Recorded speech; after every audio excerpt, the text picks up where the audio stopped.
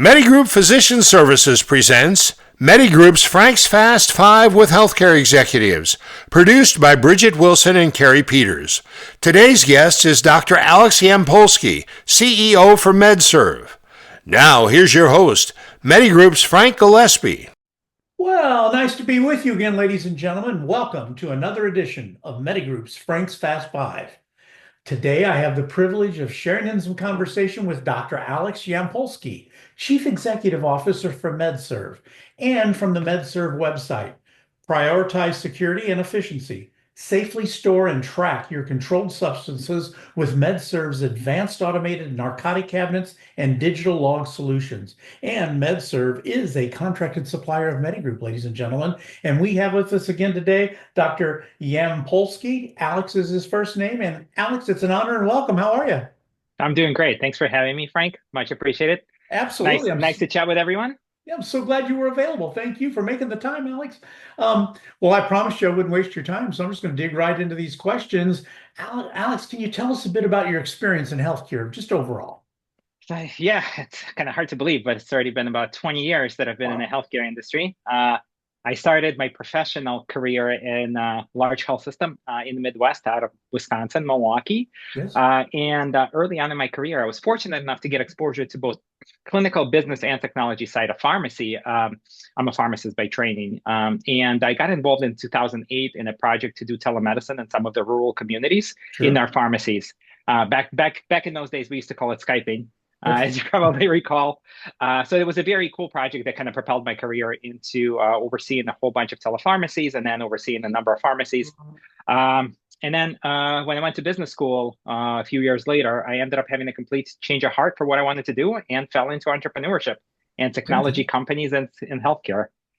Fortunately or unfortunately, healthcare has a lot of things to fix, and it takes people who are coming from the front lines to fix it. So that's where we come in, and that's where I come in. Mm-hmm. Okay, fantastic. Great story. I mean, a well-rounded story for sure. So, Alex, can you give us an overview of MedServe, a little bit about the cabinets and the software? Just in general, what do you guys do? Yeah, I think the best way to think about what we do is think of like digital Amazon lockers for medications in healthcare. So the idea is we want to securely store them and track all of the activity that goes in and out. Now, different medications, some controlled substances, some not, some with different schedule of controlled substances. So Schedule 2 is your typical OxyContin, oxycodone, fentanyl names we probably hear all the time. And then there's some other ones that are less controlled, maybe less risky. So our system allows facilities that implement it to have different rule sets for different medication types. So for example, with fentanyl or with oxycodone, we may require a nurse or whoever is accessing it to do a count of how many tablets or vials are in there, double checking the person before them every single time. And if there is ever a discrepancy in what the system expects and what the nurse counts, an automatic discrepancy alert is sent to the manager right away. What we find is, unfortunately, a lot of times these things don't get discovered for days or months until there's like a true up of what's expected and what's on hand. Our system does it on a daily basis, which is really, really great. The other thing that we help facilities with is inventory management and just security in general. With controlled substances, believe it or not, a lot of times they're stored in kind of like the old school cabinets with a key lock. The key itself will be stored maybe on somebody's wrist, in somebody's pocket. It can go to lunch, it can go home, and then they can't access the narcotic cabinet. Other facilities will have a lockbox that they install with the PIN code so the nurse can access the key to open the cabinet. Well, everybody knows that keypad combination, so it really doesn't provide all that much security. And then finally, once you access the medication cabinet, you have access to the whole inventory.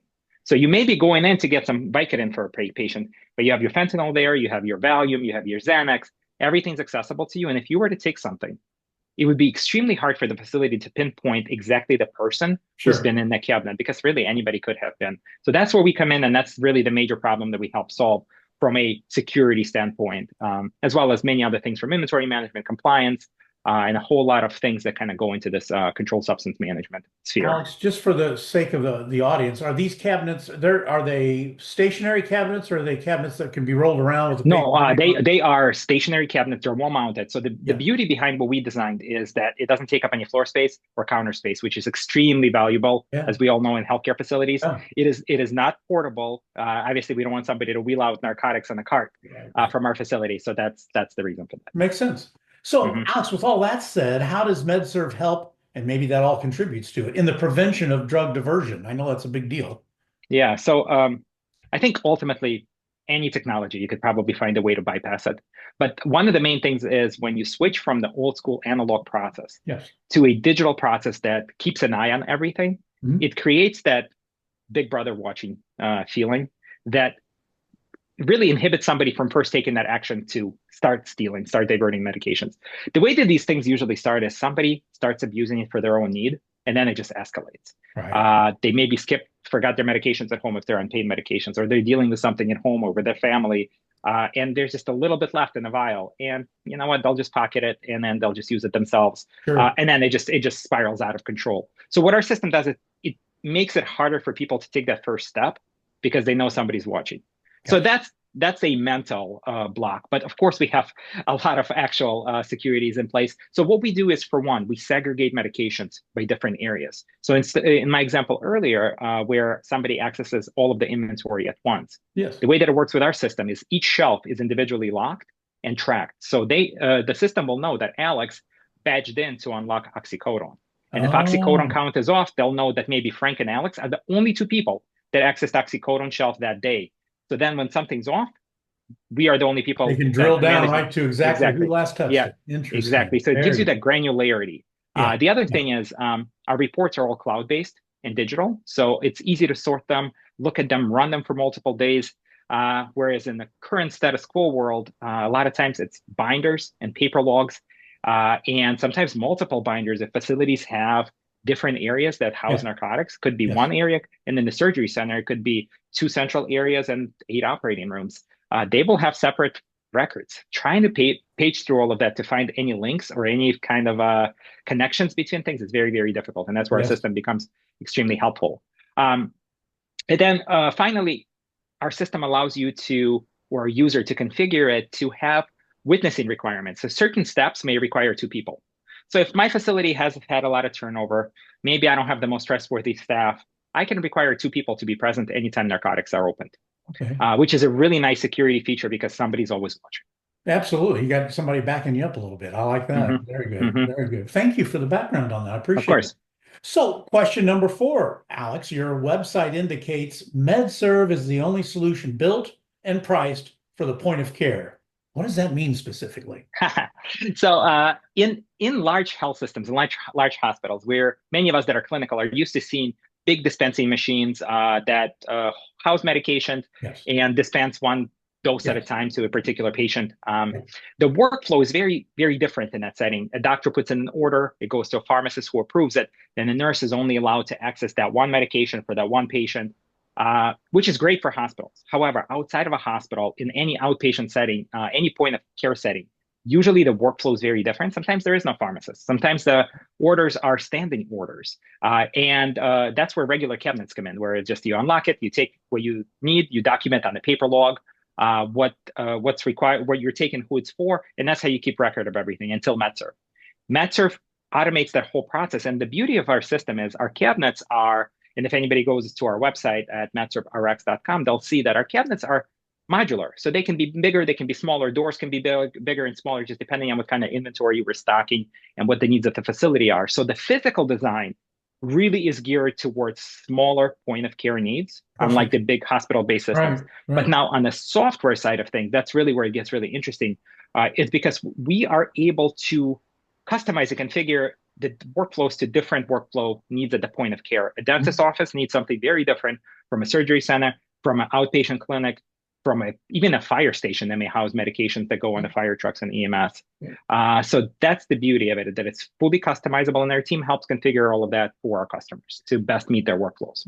Definitely a boon for non-acute care because, like you said, Yes. sizes, doctors' offices, the clinics are all different sizes. Some have closets, some don't, can't store Hmm. stuff, need it as they order it, that type of stuff. So Yes. this is fantastic. Um, well, last question. They always go fast, I told you. How does MedServe increase efficiency and stay compliant with state regulations? I think it's a good question. So I think that probably the most colorful answer will be it's the end of the day and somebody's looking at their medication count and they're Sure. off by 5 vials of fentanyl. Okay. And what do? That whole process of looking through all of the logs, trying to investigate at which point something could have gone missing. It'll take them good couple hours to try to unwind at the end of the day. Sure. Now, that's if it's caught at the end of the day. What if it's caught at the end of the week or the end of the month? That increases the number of records that somebody has to go through to try to pinpoint things. Very, very inefficient. I guess the other thing in inefficiency is just in the everyday use, writing in a paper log, documenting, doing the math, fixing the mistakes. It all takes so much time. That's where a system helps improve efficiency a whole ton. Now, if we step it up a notch and we say, hey, we got a DEA at our door and there's an investigation, well, they're looking back 40 months worth of data and worth of records. How retrievable is it? How easy is it to look through? How easy is it to stay organized for the facility? And they will spend hours, like 100+ hours, trying to get all of their ducks in a row, especially if something doesn't add up right at the gate for the DEA. So that's on the efficiency side of things. On the compliance side of things, there are certain things that are just required. You have to know who the medication was for. You have to know who accessed it, have to know when they accessed it. And if you have a partial dose that you need to get rid of, you have to have a witness that watches you get rid of it so you didn't actually pocket it and say that you got rid of it. So our system forces those certain steps in information intake, and it will not let the nurse move on before that information is inputted. So it's foolproof. I like that. Absolutely. That's really as foolproof as technology can be. Again, there's always somebody out there working. Of course.